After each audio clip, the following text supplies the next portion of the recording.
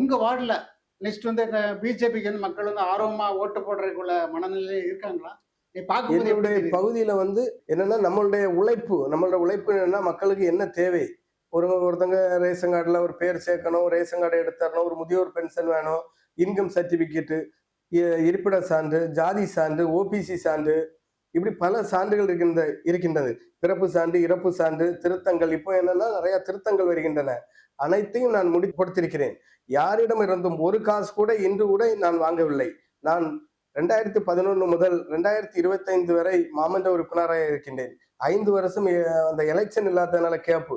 அந்த கேப்பிலும் சரி 2025 வரை யாரிடம் இருந்தும் ஒரு காசு வாங்காம என்னுடைய சொந்த காசை வைத்துதான் நான் சர்டிபிகேட் வாங்கி மக்களுக்கு கொடுத்திருக்கின்றேன். நீங்க வந்து சொல்லும்போது இடையில ஒரு 5 வருஷம் இல்லாம அதுக்கு முன்னாடி நீங்க கவுன்சிலர் வந்திருக்கீங்க. ஆமா. இதே மாதிரி வார்டு 36 தான் சார் இது. அதுக்கு முன்னாடி என்னன்னா 48 வார்டு சரலூர் பெரியவளை. ஓ. பெரியவளை என்ன மாதிரி இப்ப கழிந்த முறை 2021 மறுசீரமைப்புல பெரியவளையை எடுத்துவிட்டு என்னுடைய இந்த பகுதிகள் சொல்லும்போது 14வது வார்டு, 35வது வார்டு, 36வது வார்டு, இந்த 3 வார்டுலையும் இருந்து ஓட்டுகளை எடுத்து என்னுடைய 48வது வார்டு பகுதியும் சேர்த்து தான் இன்றைக்கு 36வது வார்டு என்று ஒரு சூழ்நிலை உள்ளது. இதற்கு முன்னால் இருந்த நிர்வாகம், மாநகராட்சி நிர்வாகமும் ஆளுங்கட்சியாக இருந்தாலும் நாங்கள் இதற்கு முன்னால் 2011 நாங்கள் பிஜேபி சார்பாக 11 மாமன்ற உறுப்பினர்கள் இருந்தோம். மறுசீரமைப்பு என்ற பெயரில் அனைத்து வார்டுகளையும் துண்டு துண்டாக வெட்டி யாருமே பாரதிய ஜனதா கட்சிக்காரங்கள் யாருமே வெற்றி பெற செய்யக்கூடாது என்பதற்காக அனைத்து வார்டுகளையுமே துண்டு துண்டாக என்று சொன்னால் பக்கத்தில் இவங்க வார்டை வந்து 4 பிரிச்சு வெளியிருந்து ஓட்டுகள் எல்லாம் சேர்த்து, அதே மாதிரிதான் என்னுடைய பகுதியும் சரலூர் பெரியவளை என்கின்ற பகுதி இருக்கின்றது. பெரியவளையை வந்து என்னிடமிருந்து எடுத்துவிட்டு நான் வெற்றி பெற செய்யக்கூடாது என்பதற்காக இந்த பகுதிகளை எல்லாம் என்னுடன் சேர்த்து தந்தார்கள். அதையும் நான் இந்த கொரோனா காலகட்டத்திலே மக்களுக்கு என்ன தேவை, கொரோனா காலகட்டத்தில் மக்களுக்கு என்ன தேவையோ அனைத்தையும் இந்த பகுதியில் உள்ள மக்களுக்கும் என்னுடைய வார்டை சார்ந்தவர்களுக்கும் அனைவருக்கும் நான் உதவி செய்த காரணத்தினாலும் என்னுடைய பேரும் புகழ்ச்சினாலும் இந்த பகுதியினுடைய மக்கள் என்னை வெற்றி பெற செய்தார்கள். அதாவது வார்டு வந்து பிஜேபிக்கு அதிகமா ஓட்டு இருக்கிற பகுதியை 4 பிரிச்சுட்டாங்க.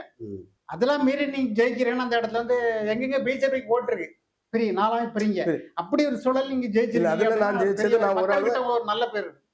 நாங்க 11 மாமன்ற உறுப்பினர்கள்ல அந்த நேரம் நகர்மன்ற உறுப்பினர்கள்ல 10 பேர் வெற்றி வாய்ப்பை இழந்தனர். பழைய கவுன்சிலர்லன்னு சொல்லும்போது நான் மட்டும்தான் வெற்றி பெற்றேன். என்னுடைய சார்ந்த 11 பேரும் தோல்வி அடைந்தார்கள். இப்ப இருக்கின்ற நாங்கள் 12 பேர் இருக்கின்றோம். 11 பேர்களும் புதுமுகங்கள் தான். நான் மட்டும்தான் பழைய முகத்தோடும் மாமன்ற உறுப்பினர் அரவணைத்து செல்கின்றேன். பொதுவா சொல்ல இந்த மாநகராட்சியில வந்து உங்களுக்கு வந்து 7 பேர் ஏடிஎம்கேக்காரங்க இருக்கிறாங்க. நீங்க வந்து உங்க தொழில மீண்டும் வந்திருக்கீங்க. பாக்கி 10 பேர் புதுசுன்னு சொல்றீங்க.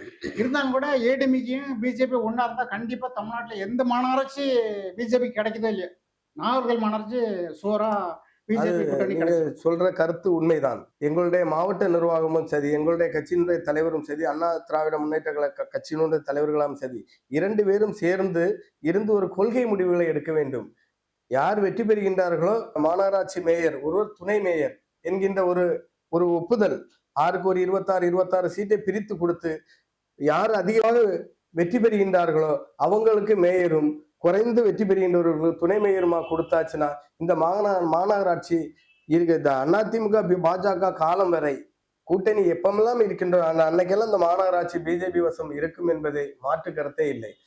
ஏன் என்று சொன்னால் தனியா பிஜேபி, அதிமுக, திமுக, காங்கிரஸ் எல்லாம் தனிப்பட்ட காலத்திலும் பிஜேபி இந்த நகராட்சியிலே நாங்கள் 2 முறை மாமன்றத்தை கைப்பற்றி இருக்கின்றோம்.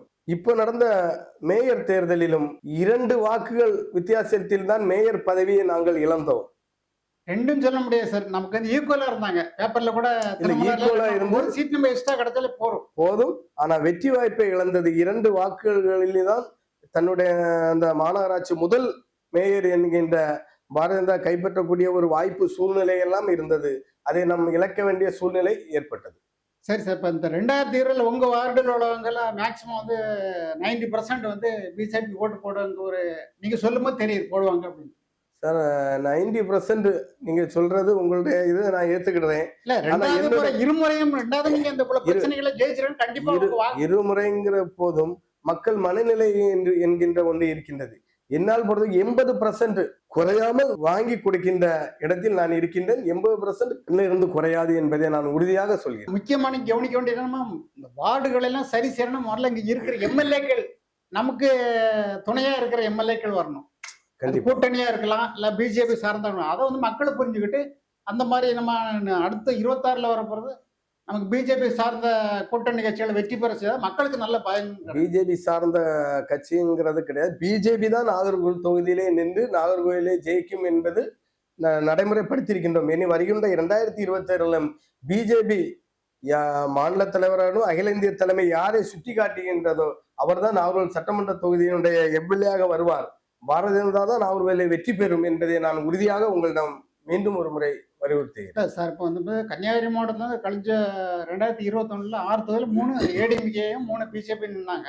ம். இப்போ இந்த வாட்டி அதோட நம்ம வந்து நிறைய எதிர்பார்க்கலாம். மக்களோட தமிழ்நாடு ஃபுல்லாவே பிஜேபிக்கு ஒரு எதிர்பார்ப்பு, பிஜேபி ஓட்டு போடணும்னு ஆர்வமா நிறைய பேர் இருக்காங்க. ஒரு 4 வருஷத்துல இப்படி இருக்குன்னு தமிழ்நாட்டுல பெரும்பாலான பிஜேபி கூட்டணி எங்க இருக்குதோ அவங்க தான் வெற்றி பெறுவாங்க. அப்படி ஒரு பேச்சு பரவாயில்ல வெளியே மக்கள்கிட்ட இருக்குது. பிஜேபி கூட்டணிக்கு மிகப்பெரிய ஒரு வெற்றி நமக்கு. கன்னியாகுமரி மாவட்டத்தில் நாகர்கோவில், குளச்சல், பத்தனாபுரம்ல இதுக்கு முன்னாடி நம்ம